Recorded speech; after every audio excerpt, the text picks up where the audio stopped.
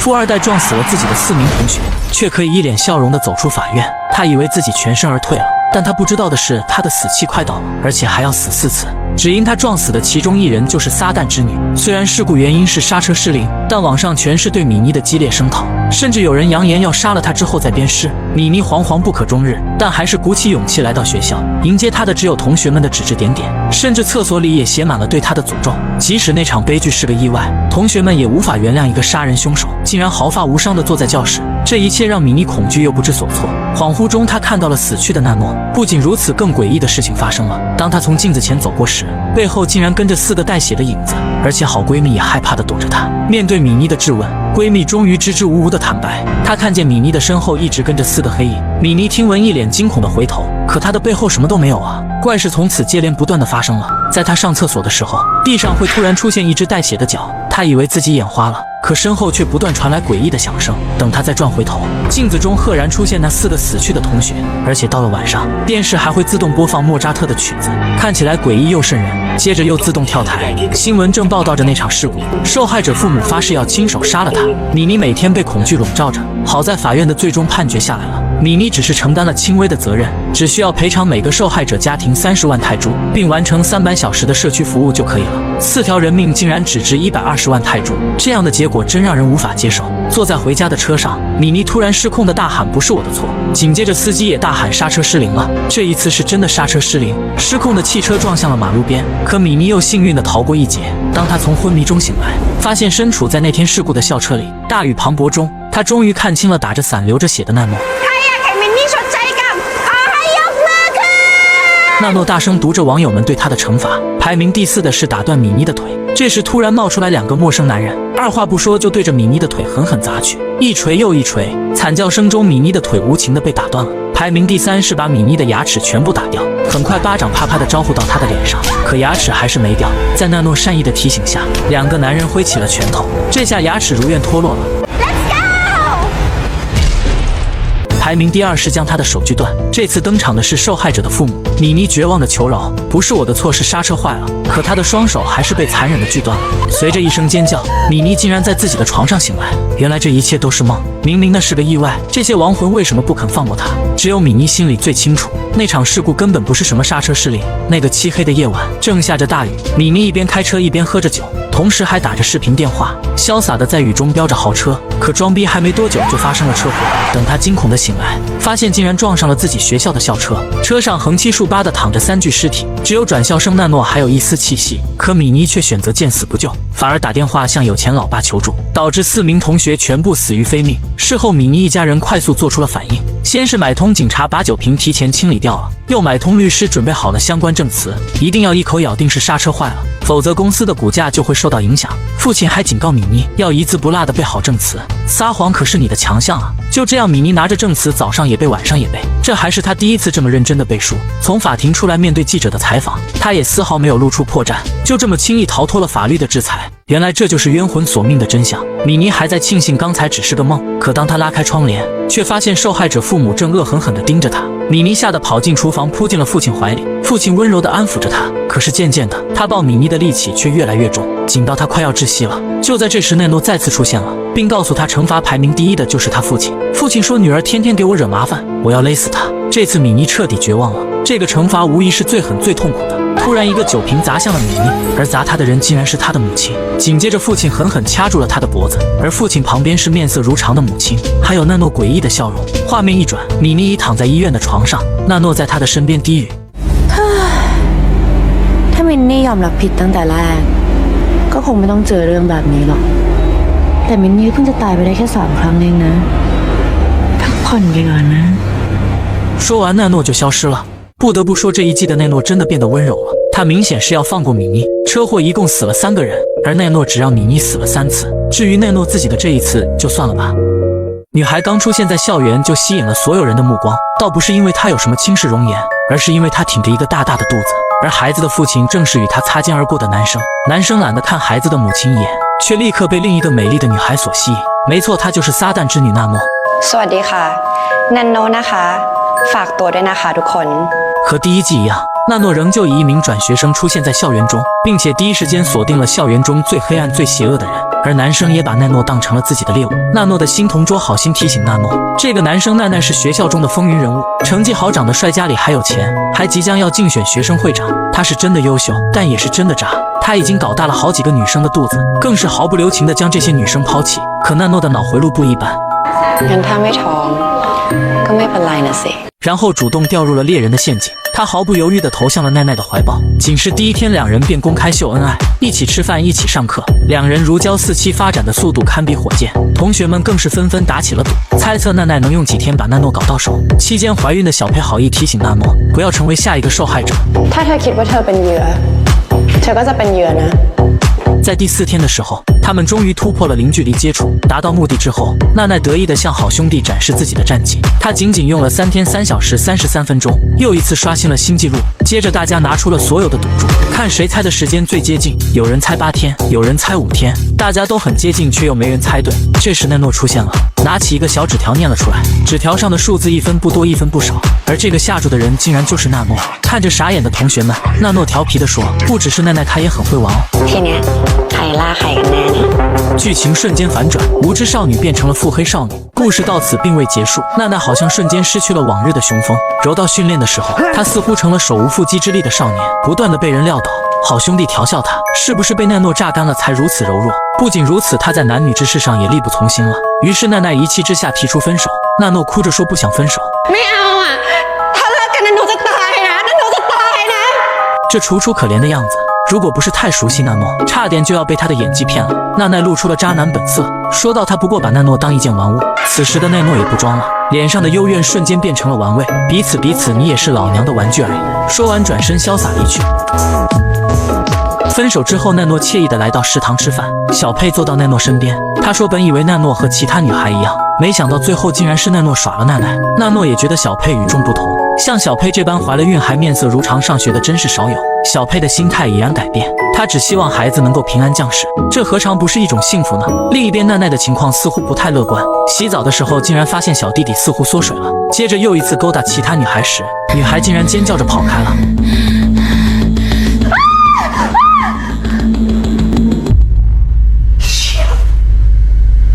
明明是他最爱吃的食物，却恶心地吐了出来。当看见好兄弟在撸串，忍不住连胃酸也吐，这个样子像极了女生孕吐的反应。看着自己一天天鼓起的肚子，奈奈不禁害怕了起来。但是她仍然不死心，又一次勾搭了一个女生，想重新唤醒男性的能力。奈奈终于心如死灰地来到了医院。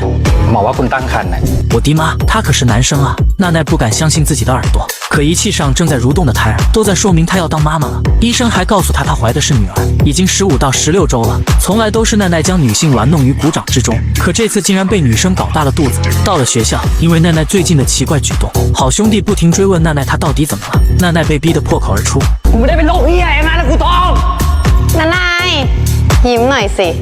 整个学校都沸腾了，有人把这个视频传到了网上，奈奈瞬间成了大家的笑柄，直接从天堂掉入了地狱。她不禁想到了那些被自己伤害过的女孩。ถ้าแกท้องจริงขึ้นมาก็ดีเหมือนกันเรากันบอกมีความสุขด้วยกัน。最后他想到的是奈诺，仿佛看见奈诺一脸无所谓，冷冰冰地说恭喜她怀了女儿。奈奈现在所经历的，不正是她当初让别人经历的事情吗？往日的风光不在，她只能每天以泪洗面。她也想过解决掉肚子里的孩子，倒出一大把堕胎药吃了下去，结果就是七窍流血，直接晕倒在马桶边。可醒来发现宝宝还在肚子里，这孩子有超强的生命力啊！没办法，她想到了孩子的爸爸，于是偷偷打扮成女人的样子找到了奈诺。奈诺先是讽刺了一番之后，毫不留情地告诉奈奈自己只是玩玩了。奈วินวินไม่ใช่หรอ？奈诺的样子像极了奈奈以前的样子。奈诺，奈诺。被抛弃的奈奈无助地走在路上，却遇见了被自己搞大肚子的小佩。奈奈哭泣着向小佩道歉，可这个世界上从来没有什么感同身受，看似真诚的道歉，不过是因为她的自食恶果罢了。小佩却很淡然平和地原谅了奈奈，两个孕妇就这样一报泯恩仇。不久后，小佩生下了一个健康的孩子。或许只有她自己才知道值不值得吧。而奈奈也很快生下了漂亮的宝宝，看着孩子纯真的面孔，奈奈把手伸向了孩子的脖子，可孩子的哭声让她终究下不了手，这毕竟是自己的亲骨肉啊。不仅如此，还撩起衣服，一脸慈爱地给孩子喂起了奶水。那一刻，奈奈浑身散发着母性的光辉。就在这时，奈诺来了，奈奈一脸惊喜，向奈诺保证自己一定会当一个好妈妈，祈求她留在自己身边。可奈诺却一脸冷漠地看着他们母女，说自己只是路过而已，然后又一次毫不留情地离开了。竞技女孩第2季，奈诺霸气归来，以其人之道还治其人之身，让玩弄女性的渣男也亲身感受一下女性的痛苦。对付渣男就得报复的拳拳到肉，建议让所有渣男都体验一次当妈妈。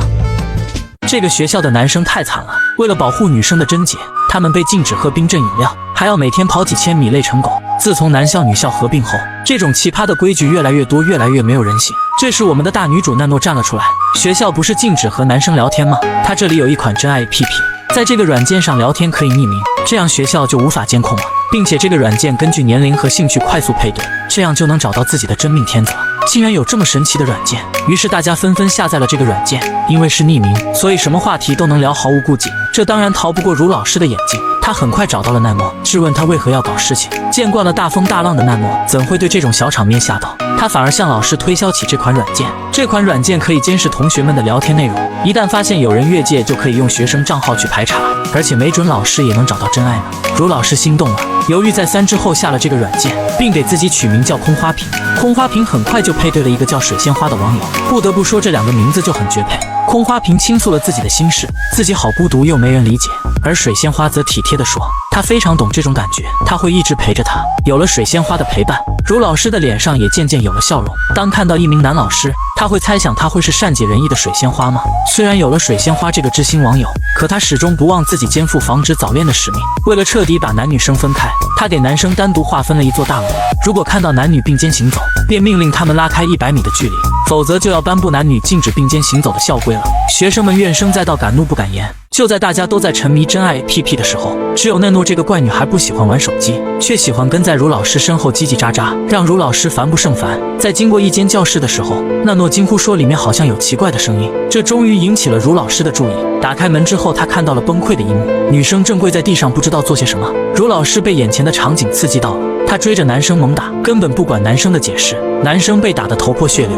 老师殴打学生后果很严重，为了保护学校的利益，学校毫不留情地将茹老师开除了。茹老师一脸震惊，原来自己多年的付出如此轻易就被否定。夜深人静，茹老师一脸落寞地坐在书桌前。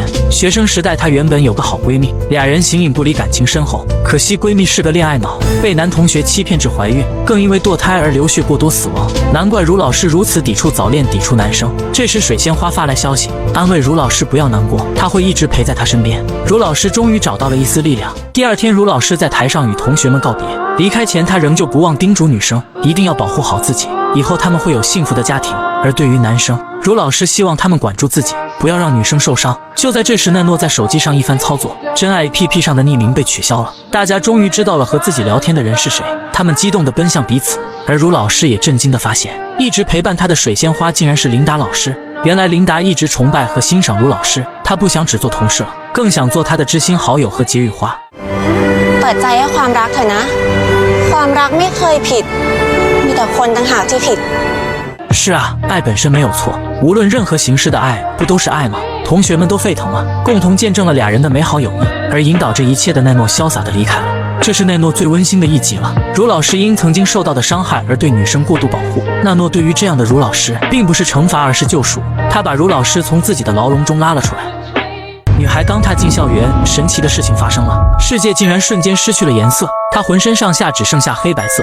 接着她又来到一间黑白教室，这里坐满了只有黑白色的学生。老师介绍了转校生纳诺，可同学们却露出了诡异的微笑，大家的动作整齐划一，仿佛坐在这里的都是机器人。只有旁边的女孩米尔给了奈诺真诚的微笑。这时奈诺不小心掉落了一支口红，红色口红在这里显得特别突兀。米尔吓得快速捡了起来，并谎称是自己的笔掉了。他把口红偷偷还给了奈诺，可见口红在这个学校是不被允许的存在。紧接着，一个非常拽的老师带着2个学生走了进来，原来是学生会搞突袭，检查学生书包中是否有禁止的东西。奈诺装作害怕，抱紧了自己的书包。老师踩着恨天高，气场十足的走了过来，粗暴的抢走了奈诺的书包，还将他的物品洒落一地。等艾老师迈着狂拽的步伐离开了，刚才还楚楚可怜的奈诺，却掏出了那支口红，慢悠悠地抹了起来。他当然清楚这是什么样的学校，因为他就是来搞事情的。这是一所纪律森严到窒息的寄宿学校，学校的校规长达427条，这里的老师随意制定规矩并严格执行，谁敢反抗就会享受到特殊待遇。因为学校太过森严，所以使得这所学校只剩下黑白两色。学校的午餐是腐烂的香蕉、苹果、小橘子，这寒酸的午餐再加上食堂滚动播放的陈长校规，看着屏幕上肥头大耳的校长，纳诺更加没有了食欲。米尔偷偷告诉纳诺，最近有2个不听话的学生被学生会带走关进了忏悔室，已经被关了2天，到现在还没出来。忏悔室比鬼屋还恐怖，这反倒引起了纳诺的兴趣。他刚说很想进去体验一下，结果学生会狂拽艾老师就出现了。艾老师攻气十足地抬起纳诺的下巴，用力擦掉了奈诺嘴上的口红，还把奈诺的口红也没收了。画面一转，纳诺被罚站在空旷的操场上，背诵学校427条校规。纳诺翻看着学校厚厚的校规，却忍不住笑出了声音。他掏出了打火机，当着全校师生的面把校规点燃了。ไม่เห็นมีข้อไหนห้ามเผากฎโรงเรียนเลยค่ะ。这下纳诺终于如愿了，可以去体验一把忏悔室了。忏悔室在一个狭小阴森的角落，看起来非常神秘。来到忏悔室门口，一个女生哀求老师放她出去，自己知道错了，保证不会再犯。艾老师大度地告诉女生她可以出去了。2名同学被送了出去，而奈诺被关了进来。回到办公室，艾老师拿起了奈诺的口红。这个冷血的艾老师禁止学生涂口红，可他自己却偷抹着口红，真是双标啊！此时奈诺的耳边放着2个大喇叭，正大声播放着校规，听得奈诺都困了。可没一会儿，纳诺竟然从忏悔室里出来了，而且还换了个发型，头上扎着鲜艳的绿丝带。纳诺开心地讲述着忏悔室一点也不恐怖。就在这时，艾老师又来了。为了再把奈诺关进忏悔室，艾老师陷害纳诺，把一包烟偷偷放进纳诺的口袋。再次被关进忏悔室的纳诺，迎接他的是无数刺眼的白光，灯光疯狂闪烁。可是奈诺并不害怕，接着又染着紫色头发出现在教室。不仅如此，他还打了蛇环。纳诺不仅给黑白学校带来一抹颜色，还不断挑战着学校的权威。就在艾老师一筹莫展的时候，一个叫尤里的女孩出现了。她告诉艾老师，她有办法对付奈诺。这个尤里好像拥有什么特权，头上还绑着红丝带，难道她是老师的狗腿子吗？第2天，奈诺拿着一沓神秘文件来到走廊，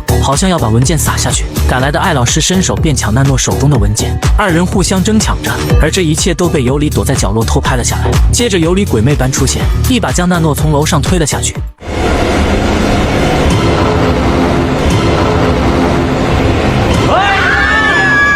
而这边，尤里用视频威胁艾老师把文件交给他。原来文件上记录艾老师贪污公款的证据，学生每天吃着最糟糕的食物，是因为那些钱都被老师们贪污了。紧接着，尤里便把文件从楼上撒了下去，还把艾老师和奈诺争执的视频发到了每一个学生的手机上。学生们的情绪终于被点燃了，他们围攻了学校的所有老师，狠狠用棍棒发泄着长久以来的痛苦，而尤里却成了正义的守护者。很快，所有老师都被抓到体育馆。尤里建议让这群老师写自白书，把自己的恶行全部写下来。学生们都觉得这是个好主意，可艾老师是硬骨头，死不屈服。在混乱中，曾经被艾老师关进忏悔室的阿纽不小心勒死了艾老师，没想到出了人命。刚才还一起勇敢起义的学生们立刻争论不休，开始互相推卸责任。一个女同学把责任都推给阿纽，尽管阿纽是曾经她被老师欺负时唯一试图帮助她的人。人性的卑劣这一刻展露无遗。这时，随着一声枪响，穿着一身骚粉色的校长闪亮登场了。他是规则的掌控者，而所谓的规则他可从未遵守过。猪头校长开始恩威并施，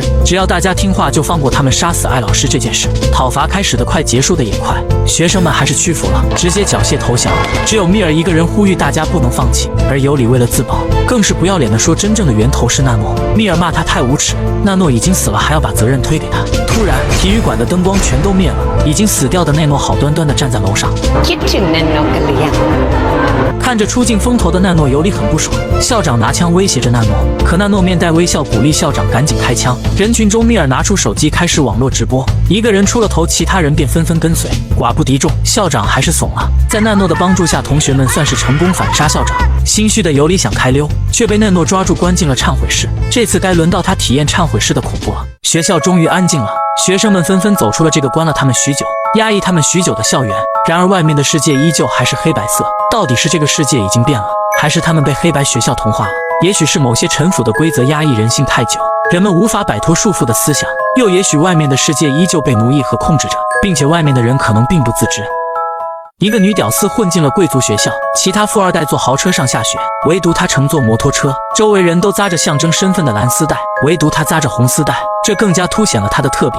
但就是她这样最底层的女屌丝，却能和学校最有钱的白富美做闺蜜。小娜和蒂姆这两个千金小姐，不但和穷女孩尤里做好朋友，今天请她吃饭，明天又送她各种昂贵包包。同学们都在窃窃私语，尤里果然有心机有手段，竟然和小娜这样的白富美做闺蜜。小娜听闻立刻冲过去发飙，下次再乱嚼舌根就让你们在学校混不下去。哇塞，这个小娜太仗义了，在这个全是富二代的贵族学校，穷女孩是怎么得到跨越阶级的友情的呢？当然是靠做牛做马做丫鬟得来的。到了午饭时间，小娜和蒂姆娇气地说：“写字太累，手好酸哦。”尤里立刻表示要帮他们打饭，两个女生觉得理所当然，还大方地把尤里的那份也买了。尤里还得说声谢谢，他忙前忙后把饭菜端到他们面前。两个大小姐又开始各种刁难，小娜说想换一个汤汁，蒂姆又嫌弃汤里的冬瓜太少，尤里像个丫鬟一样被他们使唤着，而他们如同公主一样接受着服务。好不容易可以开动了，小娜又把黄瓜全扔到尤里碗中，因为她不爱吃黄瓜。尤里一声不吭地嚼着黄瓜，只要哄大小姐们开心就有钱挣，这多好。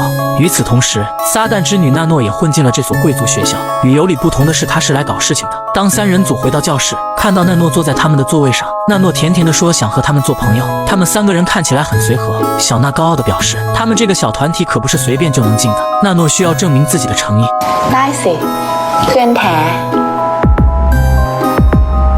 接下来是一场考试，为了证明自己的诚意，纳诺好心的给小娜传了答案，没想到小娜竟然没有接受。纳诺也不慌，优雅的把小纸条吃了下去。考试结束后，小娜告诫纳诺以后不用传小纸条了，因为他们有尤里这个学霸。尤里不仅对朋友仗义，而且还很会预测考题。接下来他们开始对答案，结果小娜写错了最后一道题，她瞬间不开心了，如果有人能帮她改答案就好了。说完直勾勾的盯着尤里。这时纳诺主动请缨，并说真朋友都会互相帮忙的。随后纳诺偷溜进老师的办公室，帮小娜把答案改了过来，这让尤里很不爽。没想到有人跟他抢饭碗，可纳诺觉得尤里很有趣，偷偷跟着尤里来到贫民窟。纳诺当面戳穿了尤里，做那两个有钱小姐的跟班，这难道就是所谓的真朋友吗？谁料尤里并不生气，他从小住在这贫民窟里，只能用这种最卑微的方式活下去，这又有什么不对？尤里的态度反而引起了纳诺的兴趣。随后他来到尤里的家中，看到尤里变成了一个孝顺女儿，用攒起来的钱给妈妈买了手机。这幅母慈子孝的画面勾起了纳诺的恻隐之心，决定帮助尤里改变这样的生活。他告诉尤里，当一个有钱人并不难，只要抓住有钱人的把柄，穷人也可以凌驾于他们的头上。而小娜的电脑就藏着不可告人的秘密。之后在小内家聚会的时候，纳诺故意把酒弄到了小娜身上，再借机提出帮她拿衣服换洗。他成功进入了小娜的卧室，轻而易举地拿到了小娜的电脑，一切都很顺利。电脑里存满了以同学名字命名的文件夹，竟然都是同学被人强暴的视频，其中还有尤里的名字。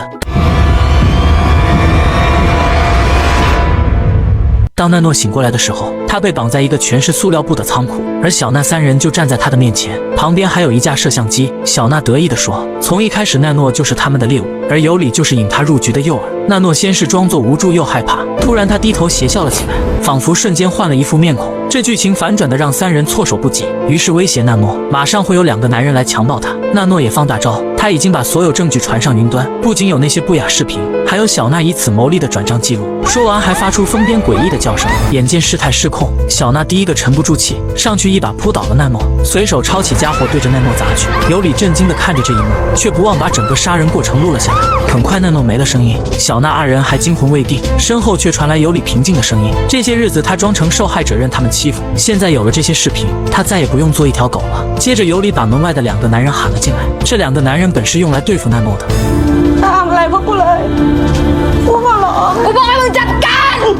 尤里被小娜他们拍的那天，他也哀求过，可是他们又何曾心软过？外面的男人欺负小娜二人时，尤里缓缓来到纳诺面前，向纳诺表达了感谢。他并不需要帮助，他只是需要受害者罢了。现在他手里有了那些客户的资料，他会继续把视频卖给他们。现在一切都是他的了。此时门外已经没了声音，下一秒，尤里被两个男人按进了水里，被他们活活淹死了。尤里从受害者变成加害者，处心积虑却还是自食其果。地上躺着横七竖八的尸体，没想到两个男人才是最后的胜利者。就在他们离开后不久，本该死去的纳诺复活了。画面一转，尤里竟然死而复生了。他模仿着神明的舞姿，是纳诺用自己的血复活了他。尤里会不会成为另一个禁忌女孩？大网红为了流量可以有多拼，白天上学打造亲民小仙女人设，晚上装成乖乖女还要直播写作业。她甜美可爱的形象吸引了大批粉丝，各种广告更是接到手软，就连撒旦之女也成为她的死忠粉。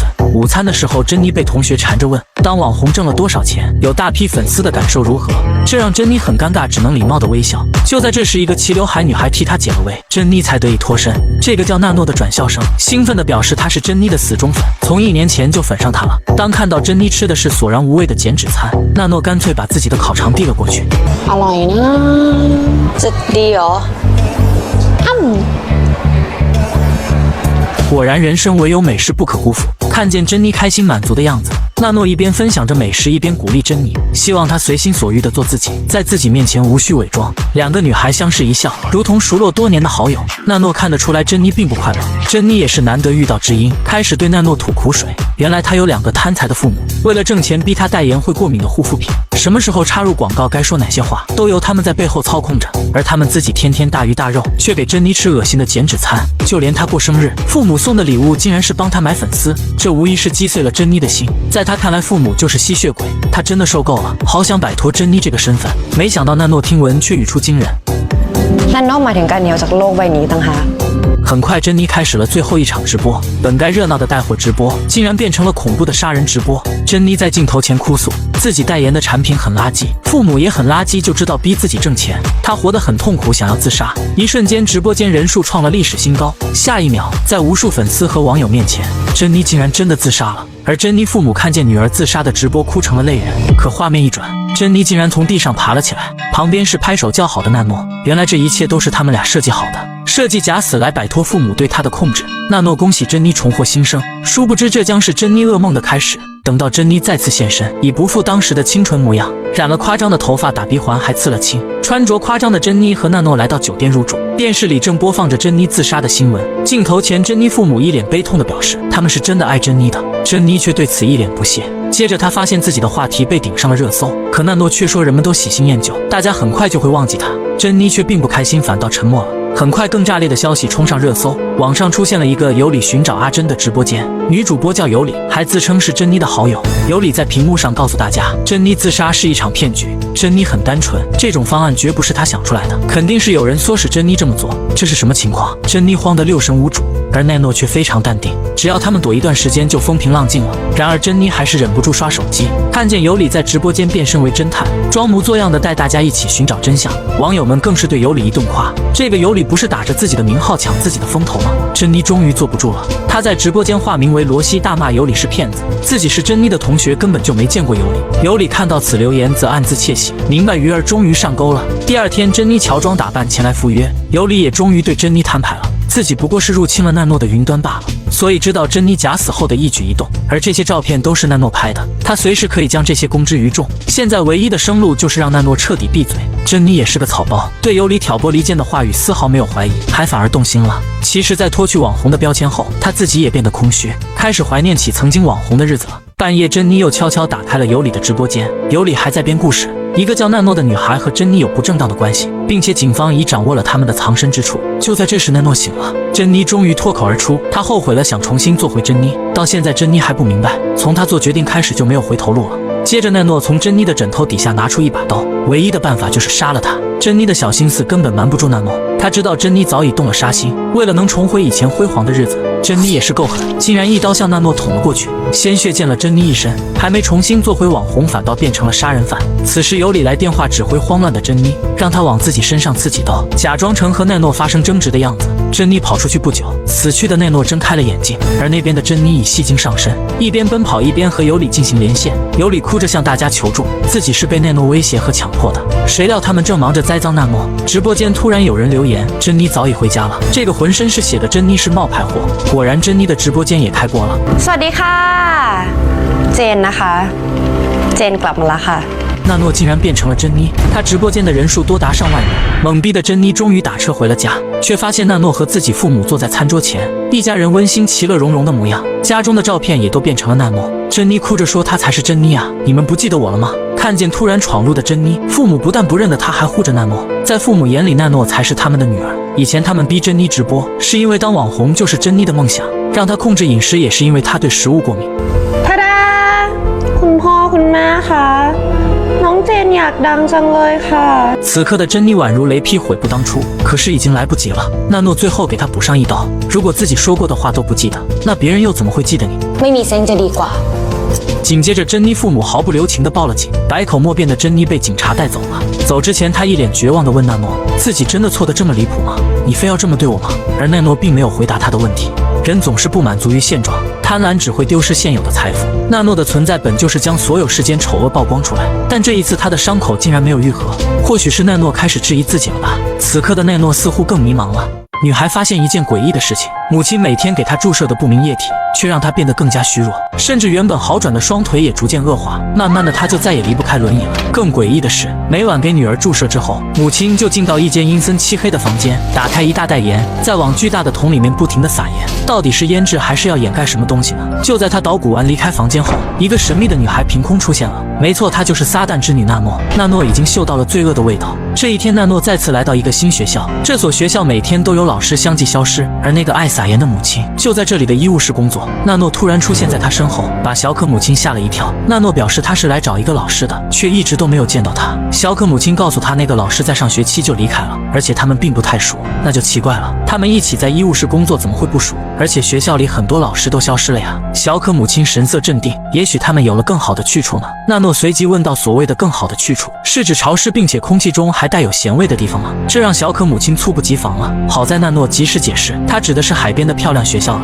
小可母亲这才松了一口气。对于他的说辞，纳诺自然不会相信。在学校的荣誉栏上，当看到小可荣获国家生物金奖的消息，纳诺只是神秘地笑了笑。随后来到体育馆，他见到了小可，小可就坐在轮椅上，正一脸忧郁地剪纸。纳诺上去搭话，夸奖小可的生物好厉害哦。小可淡淡的回应，不过是因为自己从小无法行走，有大把看书的时间罢了。说着说着，他竟然把手剪伤了。这一受伤可不得了，同学们纷纷跑了过来，又慌慌张张地把小可送去了医务室。其中一个同学告诉纳诺，小可有血友病，这个病非常危险，只能靠药物维持生命。同学还透露，小可曾经遭到过校园霸凌，但老师非但不帮他，甚至觉得残疾的小可是个麻烦。最近同学们在一个网站为可怜的小可捐款，同学们纷纷在底下评论，谁捐的多谁更有爱心。纳诺好笑地看着这些评论，手指轻轻一点便捐出了5000泰铢。神秘又风韵犹存的母亲，被霸凌的天才残疾女孩，纳诺对这对母女更加有了兴趣。此刻在学校的竹林深处，这对母女正坐在一起，母亲拿出药水和注射器，熟练地给女儿注射药物。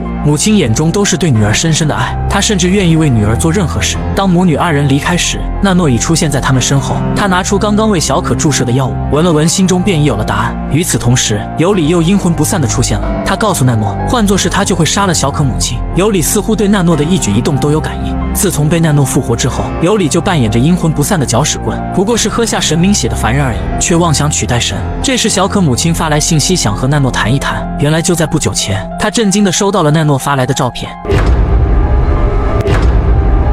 而这个尸体正是学校失踪的老师。纳诺还留了言，该不该把这些公之于众呢？画面一转，小可母亲已在长椅上等候纳诺，她坐立难安，似乎下了什么决定。纳诺出现并干脆地摊牌，你的犯罪证据就在小可的身体里，以及那些尸体都在你的家中。为了利用小可的病卖惨并筹得善款，所以母亲一直给女儿注射使身体虚弱的药物。至于杀掉那些无辜的老师，也都是因为那些老师都是知情人。突然，小可母亲举起了注射器，对着奈诺刺了下去，却被奈诺轻松化解。小可母亲这才爆出，那些筹款并不是为了自己，而是为了那些受害者的家属。紧接着，他说出了一个可怕的真相：原来女儿小可才是杀死那些老师的人。小可因残疾，经常受到同学们的霸凌，甚至老师也对她的求助视若罔闻。于是她越来越讨厌上学，反而迷上了人体解剖。后来，小可的腿终于能走路的时候，她开始对同学下手了，把那些曾经欺负过她的人一一杀死，并对他们的尸体进行解剖。而过度溺爱女儿的母亲，竟然选择为女儿擦屁股，每次都会帮她处理尸体。可渐渐的，小可杀的人越来越多，